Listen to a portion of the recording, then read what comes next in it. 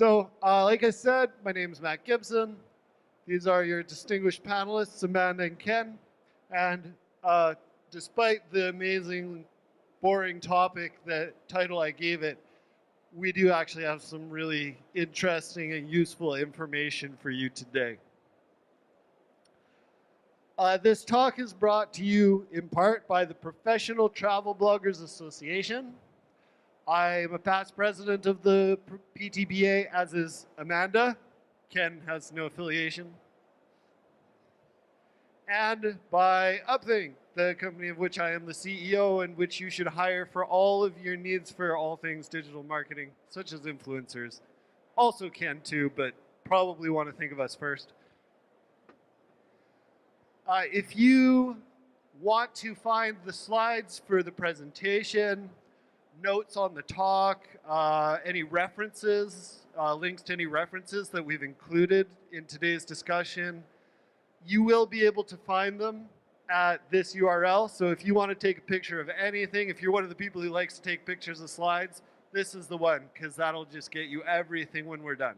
Also, there's going to be one more talk with myself, Amanda, and one more panelist tomorrow related to influencer marketing. So if you liked what you heard here and you want to learn more, we are going to talk about vetting influencers, how to choose the perfect influencer for your brand in an evolving digital landscape. And that will be here tomorrow from 12:45 to 1:45. And it will be equally as exciting as this already is. So be ready. Like I said, my name is Matt Gibson. I am the CEO of Upthink, a digital marketing company based in Hong Kong. I am the past president of the Professional Travel Bloggers Association, which is a non-profit association developed to help travel bloggers and travel industry work together better. And I'm an award-winning travel photographer and blogger on my old blog, Expat Matt, where I got into all this stuff. Over here we have Amanda. She is the owner of Morocco Mama, which is a very well-known Morocco food tours company, which has marketed itself through her blog, and which I believe within 2 years of starting, she made it to, I think, 6 figures in revenue. Is that right? In the first 2 years by blogging, which is not bad. A good example of what can be done with this stuff. And we have Ken DePaw, your local influencer marketing expert, who I've met here before at ATM. This is the first time we've got to speak together. He has 14 years in digital marketing. He first arrived here, I think, working with Ogilvy, went on to be head of digital for OSM, and is now currently working as head of digital at Edelman. So we have some pretty awesome panelists here to discuss this topic today. The way the talk is going to work today is I'm going to just give a brief presentation overview of the general idea of how you can work with influencers most effectively, dollar for dollar, compared to what people normally expect or what people normally try on their first try. So I'll just give you sort of a general overview of it, and then I will sit down and we're going to have a discussion with Amanda and Ken about details, their experiences working with people in the past, and sort of the more practical experience-related part of it. Following that, we're just going to have time for a Q&A where you guys can ask us whatever you want to know. So we're going to start with the basics. A brief history of influencers. Who here can just give me a definition of an influencer? Who knows what an influencer is?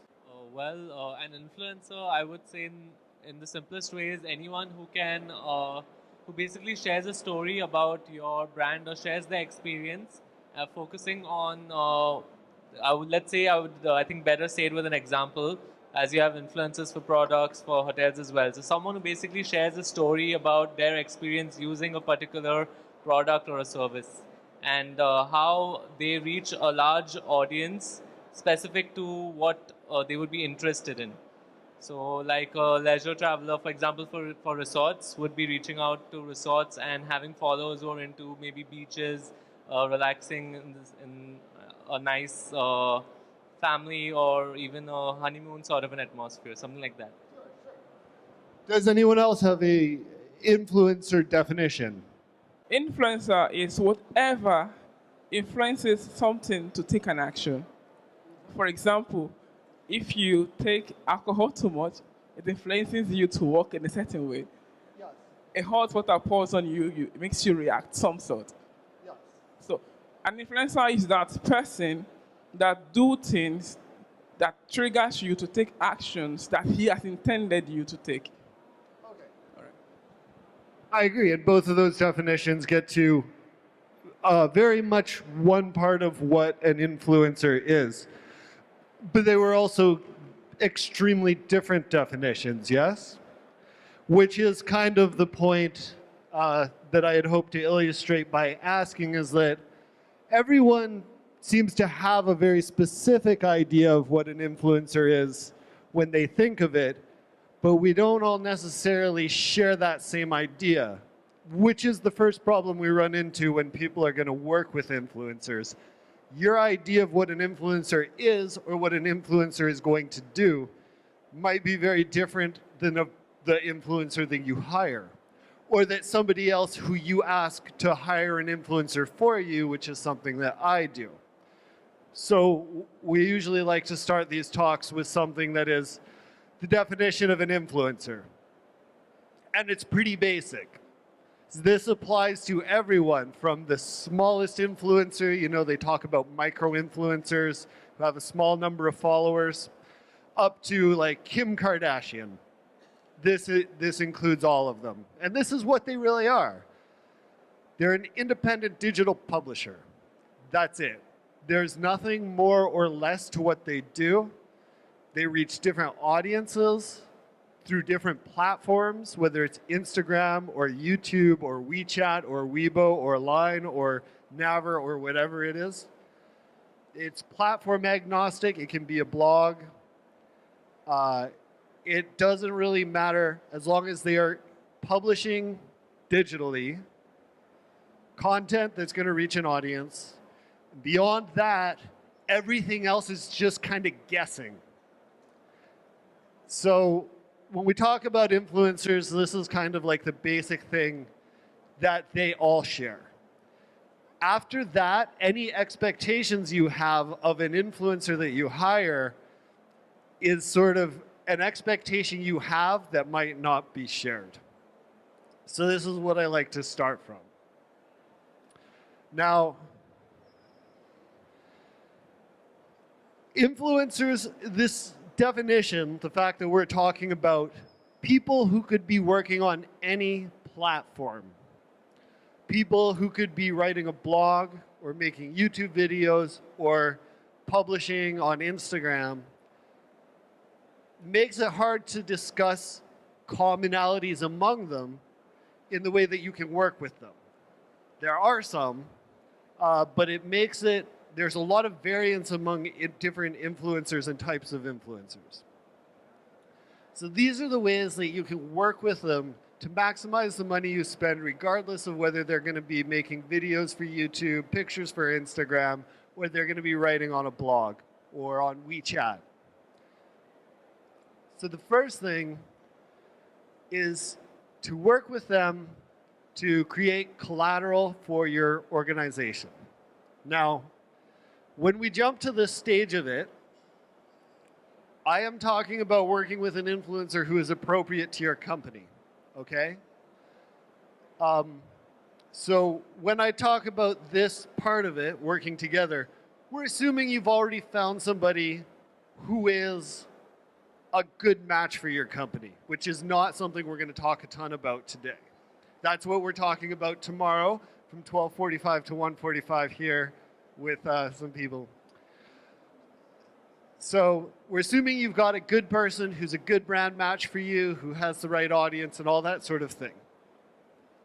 The best thing that you can do if you're trying this for the first time, you've never tried it before, is you can save money when you work with an influencer by hiring them to help you create collateral that you already need.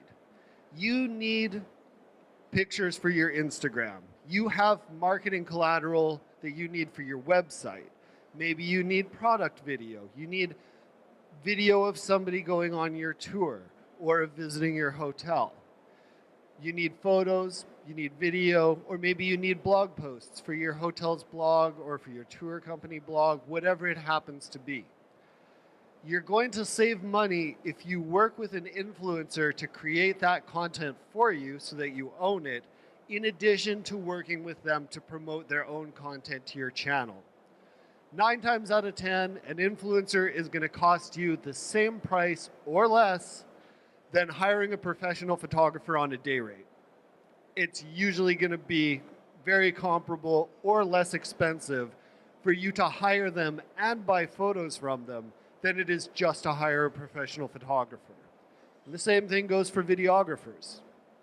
So when you bundle these services together, you can save a lot of money just in a very simple way by working with them to produce the collateral that you need. So there are several benefits to leveraging influencers' strengths by hiring them to create owned marketing collateral for your own marketing channels. Okay? These are the benefits. First, you get advantageous pricing by buying in a bundle. So, just like any business, influencers, if you're going to hire somebody to come experience your hotel or your tour, and they're going to come and work on it for a day, if you're asking them just to do that so they can publish some posts on their own Instagram or on their blog or on their YouTube, they have to charge you a certain amount to make it worth their time to come out for the day. And if it's going to take 2 days or 3 days, they have to charge you a day rate because we all have a minimum amount of money we have to make in a day. But then, if they're already there, they're already taking the pictures, they're already planning to post them on their social media for you, and then you say, hey, how about I buy some of those pictures from you in addition?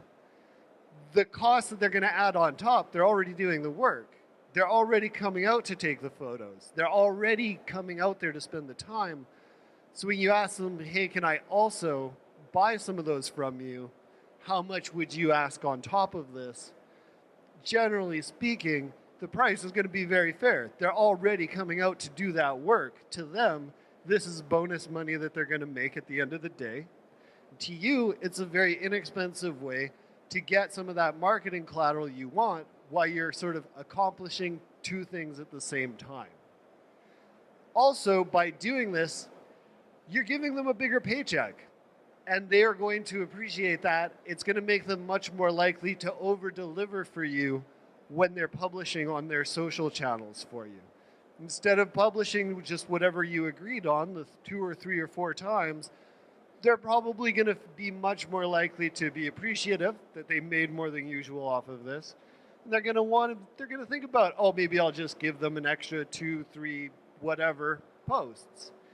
So you get a deeper, better relationship with that influencer, and you're going to have an increased chance of more organic sharing by the influencer in addition to what you ask them for in a contract. And the one other thing that you get out of this that is very, very seldom considered, and it's very undervalued, is if you spend some time, now if you've chosen an influencer well, and again, I gotta stress, I already assuming you chose one well, that person is going to be very knowledgeable in what it is that you do. They should know your audience and your customers very well because they're producing content for your customers. I assume that they're reaching your customers before you chose them. So this is a person who understands your customers, they understand the content that they like, they presumably understand travel quite well, and they understand how your customers like to travel. So you're going to get from them their creative ideas about what they think about your product, first of all, and how they think it relates to your audience and to your customers. They're also going to give you creative ideas and creative feedback about how they think you can best tell the story of your product to your customers. And you're going to see that when they're producing the content. And if you sit down with them to work with them on the content to come up with the best way to tell the story, you're going to have this collaborative partner who's going to help you figure out a better way to tell that story, or at least give you some ideas on it, or their own ideas on it. So it's a good partnership to enter into if you're willing to spend the time on it. And there is a lot of value to it beyond just getting a post that's going on somebody's Instagram that some people are going to look at. You can get additional benefits in terms of owned media. That's a very good deal.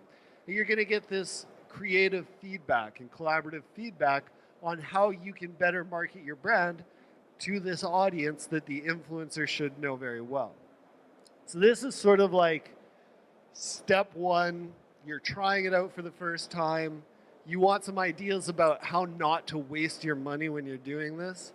This is sort of like the first way you can try to increase the value you get from working with an influencer. Now, if you want to take a little bit, one step beyond this, this is what is sort of the standard in media today, how I'm seeing the best of the best brands working with travel influencers. And it's not incredibly complicated. It's just taking what we were just talking about and adding another layer of planning on top of it. So we're talking about evergreen campaigns. And the idea behind this is that if you're going to work with an influencer, you're going to now find the way that you're going to squeeze the most value out of everything the influencer has to offer. Okay? So all of the things we said before apply here, but you're also going to leverage that influencer's credibility by putting them at the center of a campaign that you own, your own content campaign. They're going to be the person at the center of it that lends it credibility. And I'll show you some examples after that are going to help you sort of envision this. So, and the ideal situation is you're going to use this to create an evergreen campaign. That is a campaign that you can reuse year after year after year because it's a message that you're constantly promoting. It's something that doesn't change for your brand.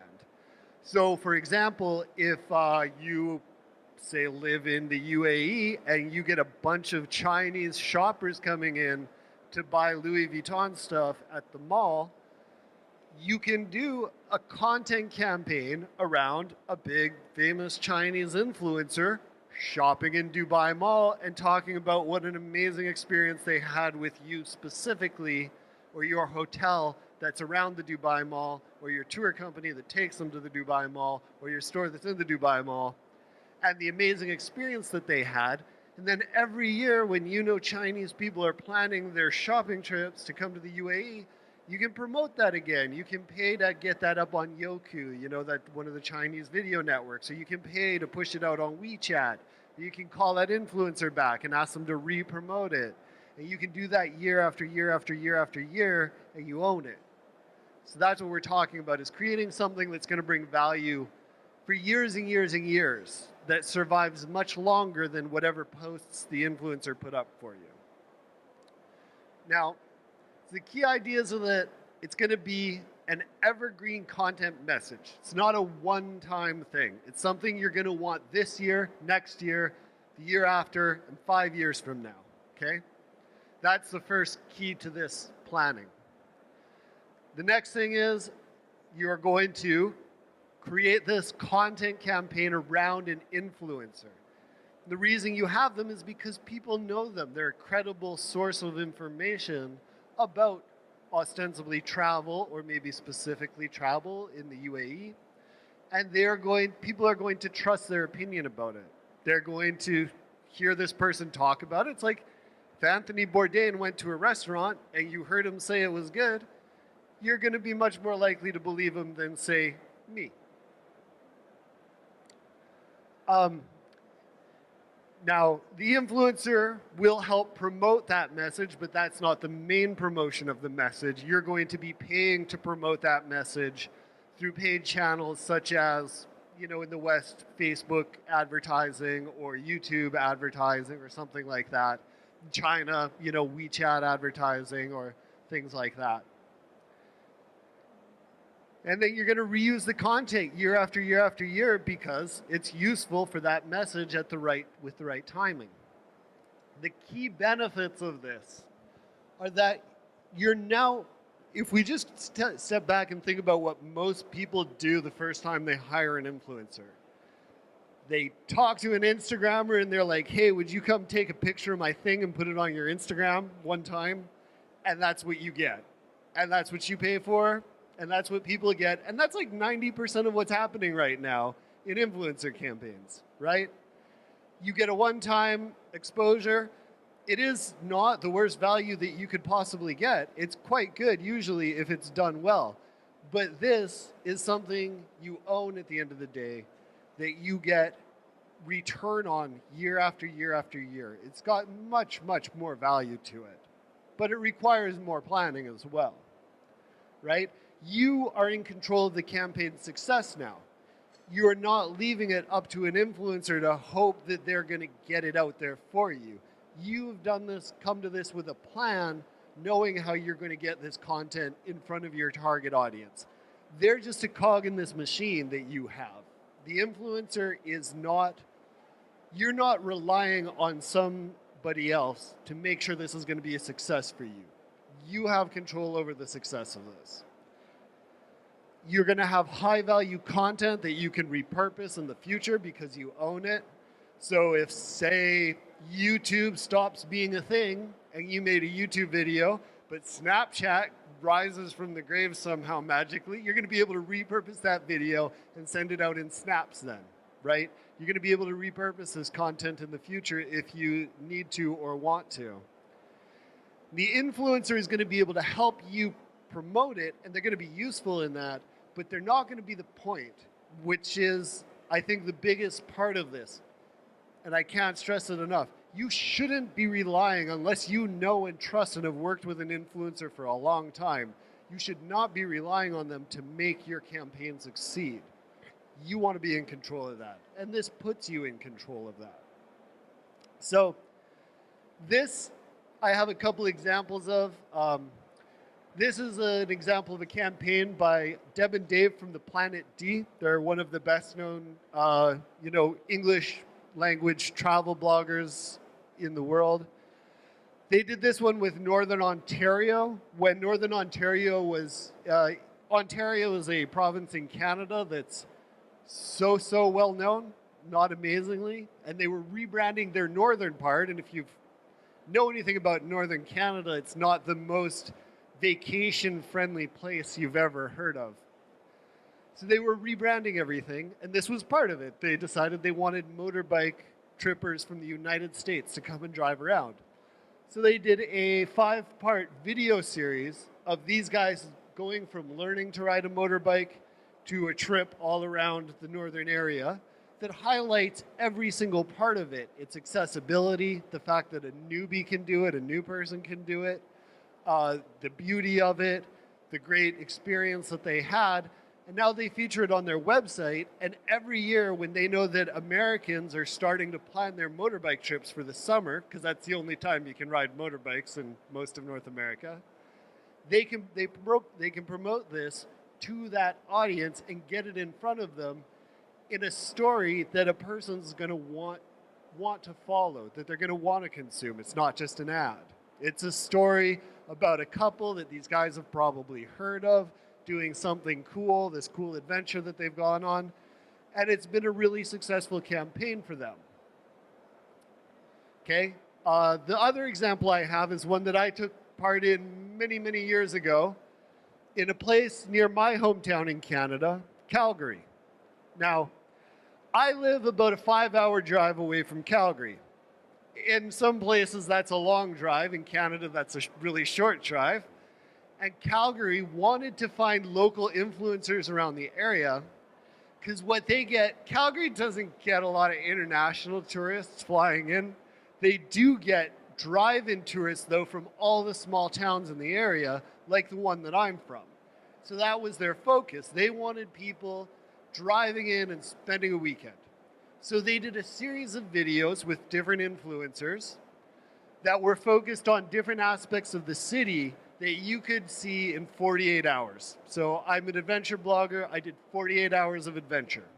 There were food bloggers that did 48 hours of food. Family bloggers did 48 hours with the family.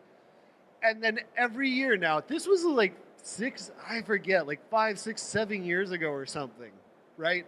And it was a series of YouTube videos. Every single year in the spring, right before school gets out and everyone's going on vacation, somebody in my family sends me an email and they're like, hey, Matt, I saw you on the YouTube in Calgary in your video. Because every year they're promoting it again, paid advertising on YouTube to get people in their target audience in that local geography where my family lives. And they're seeing it every single year and they're thinking about going on a weekend trip to Calgary. And it's very cost effective. It's a small target. It's like a really good evergreen campaign they've constructed. So those are my examples for this. And now we're going to just turn this over to Amanda and Ken. We're going to ask them some questions about their experience using these in different ways in the past and see what they have to say about this stuff, or if I'm completely wrong about it. I guess my first question is, do you guys have anything that you'd like to add to this as far as things you think I missed or things that you think make it more useful, or tips that you have for ways people can do this even more effectively than I described? Nice. I think that, so I wear two hats. I am an influencer and I have a website and I also own a tour business. So I get to see things from both sides of the coin when it comes to this. And I largely built my tour business by using influencers to get awareness out about my company. I've never paid for advertising. I've only used influencers. I've never used traditional advertising methods. But I think the point that Matt made, the last thing about using local influencers, is a really important thing that I feel like a lot of people in the travel and tourism industry forget. They often want to look to bring in people from outside, big names perhaps, that are coming, you know. I'm based in Morocco, so maybe it's bringing people from the US that are big because they want to attract a US market.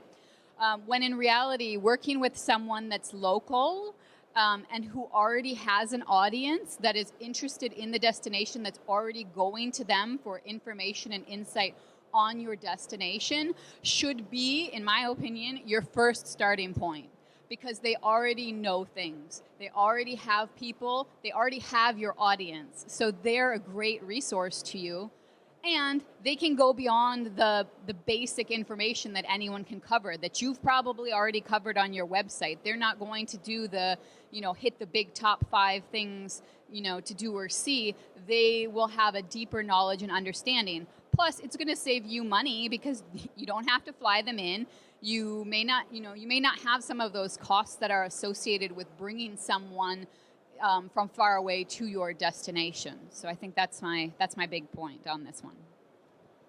And from my point of view, it's more from an agency perspective, but what I think is important is working with micro-influencers who are, as Amanda said, more your local influencers who don't have the millions and millions of followers, but do have a strong base that is relevant to your brand and to whatever services you're trying to sell, and developing a partnership with them so that you can then grow together, grow them as an influencer so that they are more closely related to your brand, but get a lot of content from them because they see the value of that partnership where you're providing them with a lot of content and experiences and value, and then they'll give you more in return as well as that relationship starts to grow over time. Yeah, so, and this is something we talked about before we got started here. And one thing I had tried to keep limit my presentation to was to try and keep this as a very simple, accessible sort of framework for working with influencers. So I limited it to sort of like the beginning steps of doing it. So you guys could walk out and feel like I found something I can go to tomorrow if you haven't done it before. But you guys, and rightfully so, emphasize the ideas of developing longer term relationships with people in order to get more value out of those relationships. Would you like to just discuss that a little bit more, how you ideally see those things developing? Yeah, my focus has always been on developing longer term relationships because that is how you get the best value out of an influencer. If you can do the one-off campaign where they just post a couple of times on their Instagram or YouTube, but then that's it, it's done. And in my experience, you tend to see very little return on that beyond just reach and getting a message out there. What I'm always focused on is what's the end goal? What do we want our customers to do? And obviously the audience that we're trying to speak to from the influencer, what's the action? Do we want them to do something? And that requires that longer term relationship and that longer term campaign beyond just one Instagram post. Yeah, I think that's a really good point. Yeah, I think just, it goes back to the concept of brand loyalty, right? You want your customers to have brand loyalty to you. So if you have brand loyalty to your influencers, you get the same kind of relationship and feedback. They come back, they are recognizable, they represent your brand in a way that just has that long-term feel to it. And I think, you really do get more for your money when you have that sort of relationship than someone that, comes in, posts a picture and leaves, and that's the end. And from my business perspective, that's completely been the way that it's been. If you have a big name influencer that comes in and posts one picture, I've seen very limited return on that compared to a smaller person who has a more focused niche, and we build a long-term partnership where they're really become an advocate for you and your brand. Yeah, I think that maybe some of the things that you're pointing out would have been better, I could have addressed better in the presentation, such as, when we get down to sort of the beginning steps, the parts that I skipped over when I said I assume you've already chosen somebody to help you with your campaign. There are some questions around when people are first working with influencers. First, not identifying goals in the first place is a big problem I think we often see with people who are inexperienced. They just think, I will get a big influencer, they're going to post on Instagram, something's going to happen, I'm not sure what, but it's going to be amazing. And it doesn't. It just doesn't happen. And you need to start sort of examining what were your goals and then what KPIs are you using to measure those goals. And a lot of people start with how many likes am I going to get on Instagram, and I don't know that necessarily maps to an end goal of I want people to book my hotel for a week next year. You know what I mean? So the connection between your sort of expectations and your KPIs and your ultimate goals, hiring somebody one time to post an Instagram might get 10 million likes, but it might not achieve your ultimate goal that you have this quarter or this year, right? And I think what we're sort of getting to is people find that doing those one-off things doesn't ultimately, it might achieve a KPI that people think looks great on paper, like 1 million downloads or 1 million views or 1 million likes or whatever it is, but it doesn't necessarily map to an ultimate goal that is sales or leads generated or the like, and that we tend to find longer-term relationships do develop those, even if they're with people who are a bit smaller. There's nothing stopping you from doing the one-off big blast campaign if it is purely just for brand awareness. If you're doing a launch, for example, of a hotel or a destination, you can invite the influencers over and then they can post about on the day, and that's kind of done. You've announced the thing. But then you want to follow that through. You want to continue that conversation. How do we continue talking to our target audience and say, this is what else we can offer and this is what else is out there? And that's ideally done with the influencer involved who have initially started the conversation. Yeah, and I think there's a lot under the surface that a lot of people don't ask questions about. Like, you look at the statistics and say, oh, okay, Amanda, well, you only have 17,000 Instagram followers. Okay, well, we really want someone that has 50,000. But then I say, okay, that's fine, but you're a hotel and you're looking for hotel bookings. Well, I book on average 500 hotel nights a month in Morocco from my website. So that becomes a different conversation, so asking those questions and going just a step deeper than what's on the surface is really important. Yeah, I think quality versus quantity is a pretty important consideration and undervalued consideration in a lot of these. So I can give you a very clear example here. About 5 years ago, I was invited by a friend of a friend who owned a tour company in Bhutan to visit Bhutan. And in adventure travel, I'm a fairly mid to larger sized influencer. I've got about 50,000 followers on Instagram and a blog that gets tens of thousands of visitors a month. So I visited Bhutan and I did a nice photo essay. I did, my best job I could because these were friends of mine. And over the following year or two, say, everyone knew I had gone to Bhutan who knew me, so anyone who was interested would give me a call. Some people would comment on my blog post and ask me who did I go with. I sent the guy maybe 2, 3, 4 people who were directly interested in a tour just because they talked to me about it or commented on my blog. So I can tell you for sure he probably got about 3, 4 bookings directly, regardless of anything that happened that didn't come directly through me that was affected by my content. I have a friend, Rick, who is not a huge blogger nor a huge social media guy, but in travel, he's quite well known. He's one of these guys who wants to visit every country in the world. It's like his mission in life. And he's so passionate about it. And there are clubs for these guys who have, it's like the country box checking clubs. These guys who want to get every single country, and they argue over what the definition is of every country in the world, right? Because is it UN's list or whatever? These guys are serious. And he doesn't have a ton of followers. He's got 5,000 followers on Instagram, and his blog gets a couple thousand visitors a month. But he went on a tour with a guy 2 years ago, and he did a great job for the guy. He went to Bhutan just like I did. And he sent the guy, I think in the last 12 months, somewhere between 6 and 10 direct referrals of people who bought tours.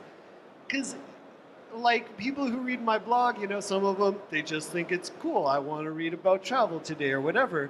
Rick just hangs out with people who travel and they love a destination like Bhutan that's coveted, it's harder to get to, it's less visited. And he's just the right guy for that. So if he has 200 people following of him, that they all want to go to Bhutan. Whereas me, I have a lot more followers, but I have a lot fewer who are probably going to go all the way to Bhutan from, say, Canada, where my followers are. He's a better choice. First, he's going to be way cheaper because he has so many fewer followers. And he is really, really going to nail that audience for you, though. So the quality versus quantity question is very serious, especially when you know that people are charging by their follower numbers mostly. I mean, I'm sure, Amanda, you can attest to this because, you don't have the most followers in the world, but if somebody's going to Morocco, I think, when you talk about Morocco issues, people listen, I believe you were saying earlier, right? I think so. Seems that way. But yeah, you're right. I think, like you said, your example is just as a great highlight to that. Just you just have to look beyond the numbers, and especially in a lot of areas where people can afford to. A lot of times, those followers are not authentic. Yeah, that's a big problem you have out here in the UAE. If you're worried about hiring somebody and you're not sure if they're real, you got Yeah, We we'll can give do you the our research. cards. Because it is, though, it's not always super easy, but that's a real problem here in the UAE. Now, I feel like, well, first, can I ask you guys, now, how many people here have worked with influencers before? Okay, so a few. And now, of everyone in here, say you were going to hire an influencer tomorrow. I'm curious, what would your expectation or goal be? Okay, would your goal be sales next? Sales in the immediate future. Anyone? Okay. Would your goal be likes on Instagram? Who doesn't have a goal? They just would do it. Honest, thank you. Okay, I was just curious about that, about how many people have worked with influencers before and what you would expect to get out of it. Now, did you guys have anything you wanted to add about choosing influencers or anything, or should we open up the questions, because there's about 15 minutes here. I think with regards to choosing influencers, I think it is important to do the research, because as Matt said, there's a lot of fake followers out there where some influencers have bought their following, and also there are other associations with other public figures. One of the campaigns that I worked on in the past didn't go as planned, because the influencer that we had chosen was associated with another person who was an influencer who ran into trouble with the law in Saudi Arabia. And because of that association, our campaign was quite negatively impacted, to the point where we actually had to stop promoting the content that we created early. So that's just a tale of caution from my side, to really do your research and make sure that the influencers that you're using are A, close to your brand, relevant, and B, are not going to be a potential issue in the future down the line as well. Yeah, I think one thing I can't stress enough, and if you want to hear us talk about this more, tomorrow we will, the point of the session tomorrow is how to choose an influencer, but the one thing I have to say, like, that nobody ever thinks of is, like, just ignore the number beside their name on their follower count. If you're going to look at anything, look at the average engagement that they're getting, not a follower count, because it's useless to look at a follower count. It has absolutely no correlation to how many people are reading something. And the first and last thing that you should check before you even consider anyone is, are they a perfect brand match? Would you expect this person to buy your thing whether or not you ever worked with them? Are they in your customer's demographic profile? Like, are they the person that should already be in love with your product? If they are, then move on to step 2. And if they're not, stop there, because you're going to choose the wrong person. And it doesn't matter how many followers they have, that doesn't change, right? It does not change.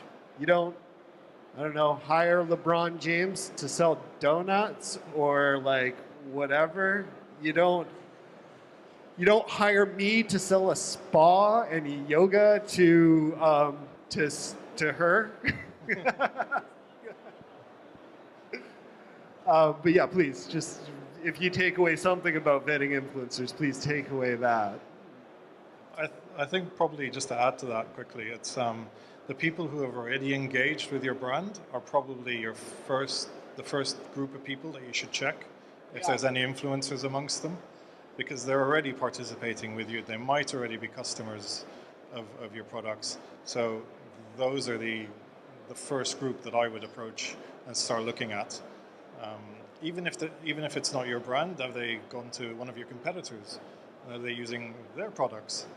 That's also quite a good group to go after, because then you can say, look, we have a very similar offering, try us. No, fair enough. And I think one of the things that, one of the questions people often have is, how can an influencer be paid to promote something and also be credible when they're recommending it? And as a person who does a lot of outdoors stuff, I use the example of outdoors brands. I'm like, I mean, it does. It makes sense that, you would maybe be concerned about somebody's authenticity when they're recommending something. But if I'm an outdoors person and somebody's recommending me the North Face versus Patagonia versus Arc'teryx or any of the other super big, well-known brands, it's not going to come off as weird. It's going to come off as, yeah, everybody likes those brands. Of course I like them. If you're looking for a flight to the UAE, it's not going to be weird if somebody is recommending Emirates or Fly Dubai or, or Qatar Airways. I mean, it makes sense. But you have to have the proper fit for it to make sense. And if somebody's promoting something that doesn't make sense, somebody made a mistake when they were choosing them. We got about 10 minutes. You guys want to do some questions here? Yeah. You guys, questions? Yes? All right. We've got a microphone coming around, so. More like a comment, and it's the conversation Matt and I had earlier. So I do a bit of influencing, although it's not my main thing, and it's a very certain segment. And one of them is travel adventure, but to be more specific is diving, technical diving, free diving, very specific. And earlier I met a girl who says she's into diving, but then when I was simply asking where she trained, she said, oh, I haven't trained.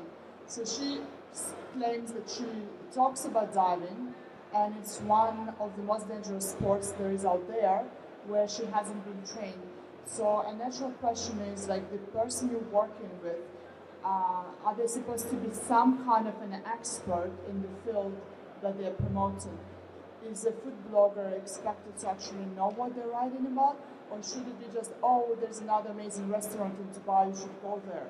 Like, you know what I mean? So I think it's also important to kind of know whether the person knows what they're talking about, apart from just buy this or buy that or go there. And yeah, because in some ways, like yes, when it comes to adventure sports or adventure travel, it can actually become very dangerous. And again, that can damage your brand because you hired someone to talk about an activity and not stress the importance of safety or the training and things like that. So that can actually again cause you problems, legal or whatever. So I think it's very important to really do your homework and, like you say, not just look at the numbers. That's it. Sure. Yeah, no, I agree. And generally, the people who do get influence tend to be people who are experts in an area.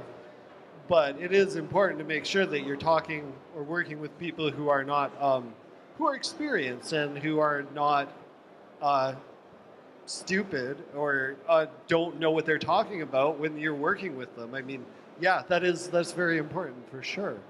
I think one thing I also encourage people to do when they're going to work with an influencer is, at the minimum, even if you don't know anything about social media or how to check if a person has fake followers or anything like that, just interview them like you would anybody that you hire, because so few people do.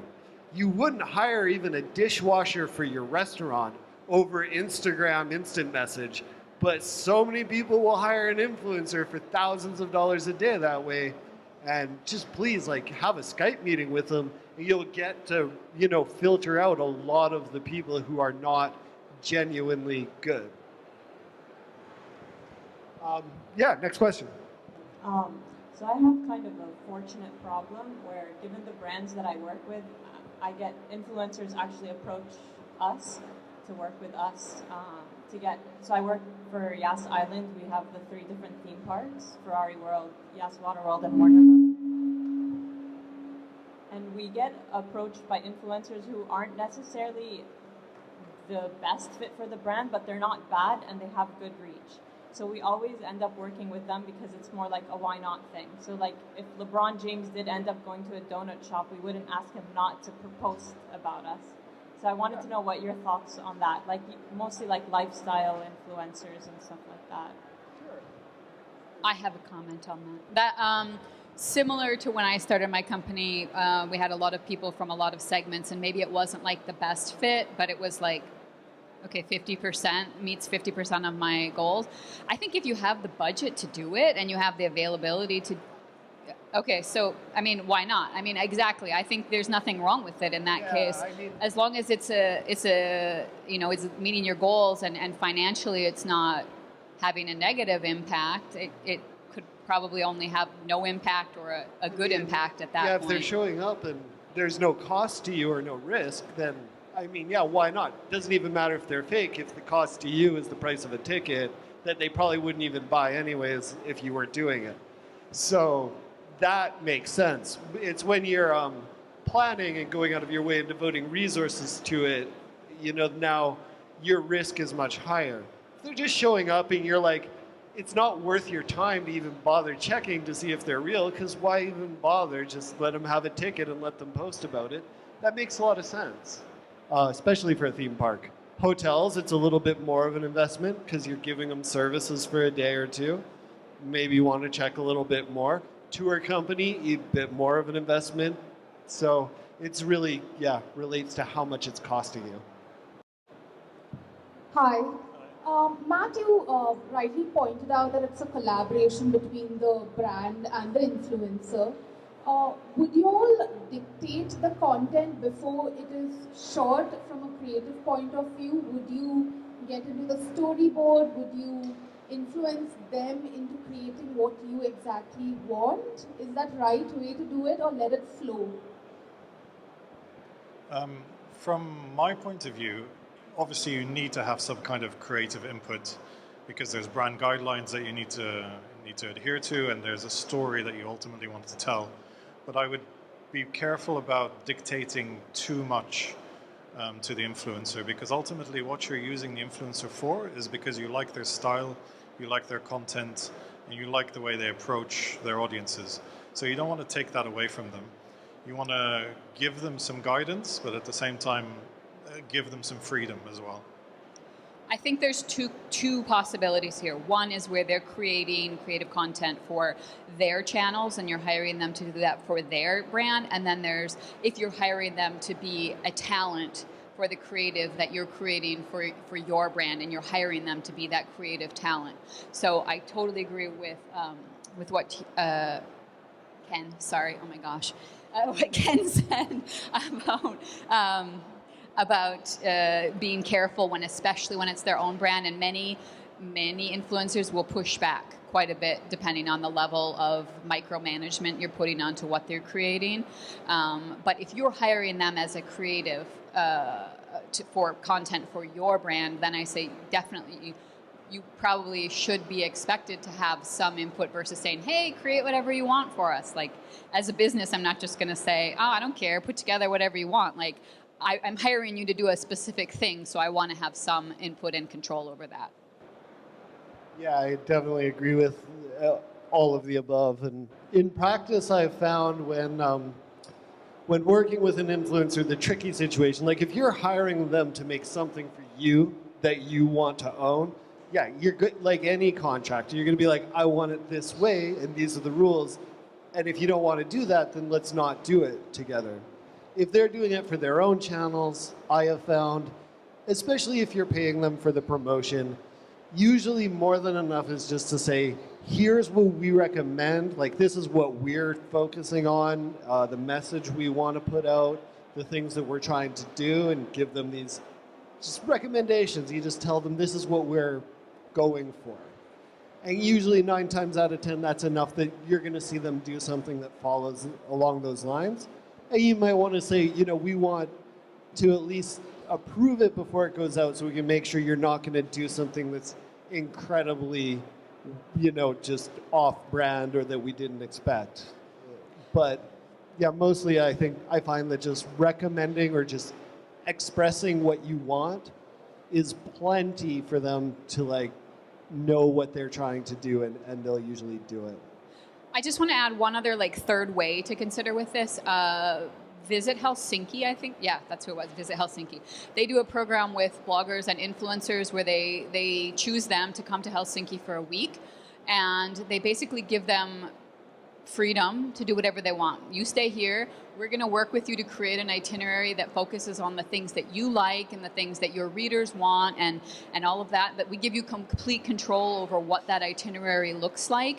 We'll give you suggestions. We'll help you facilitate all of that. Like, for example, when I went, I really wanted to make these Finnish cinnamon buns with a grandma because that was just like part of my thing is cooking with grandmas. So they set me up with one.